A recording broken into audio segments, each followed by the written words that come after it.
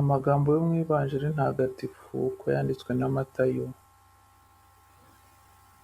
Ingoma y'ijuru imeze nka nyir'umurima wazindutse mu museke, kugira ngo ararike abamukorera mu mizabibu. Amaze gusezerana n'abakozi idenari imwe ku munsi, abohereza mu mizabibu ye.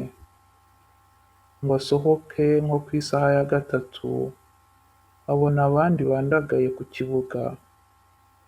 Arababwira ati, namwe nimujye mu mizabibu yanjye, ndi bubahe igihembo gikwiye. Maze bajyayo. Yongera gusohoka ahagana ku isaha ya gatandatu, n'ahagana ku ya cyenda, abigenza kwa kundi. Yongera kugenda ku isaha ya 11, abona n'abandi bahagaze. Arababwira ati, ni iki gituma mwahagaze aha ngaha umunsi wose ntacyo mukora?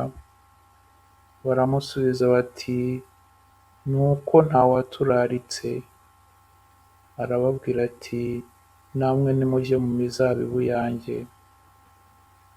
Bugorobye, nyir'imizabibu abwira umuhingisha ati, hamagara abakozi, ubahe igihembo cyabo, uhere ku baje nyuma, uheruke abaje mbere. Nuko rero abo ku isaha ya 11 baraza, maze buri muntu ahabwa idenari. Aba mbere baza batekereza ko bari burengerezweho, nabo ariko buri muntu ahabwa idenari imwe. Bayakira binubira nyir'umurima, bati, abaje nyuma bakoze isaha imwe gusa, ubagiriye nkatwe twahanganye n'umunsi wose n'izuba. We rero asubiza umwe muri bo ati, mugenzi wanjye, ntacyo nkurenganyijeho. Si idenari imwe twasezeranye?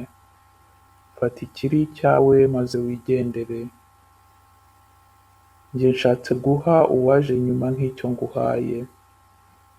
Sinshobora se kugenza uko nshaka mu byanjye? Cyangwa se undebye nabi kuko ngize neza? Nguko uko abanyuma bazaba aba mbere, n'aba mbere bakazaba aba nyuma. Iyo ni Ivanjiri Ntagatifu.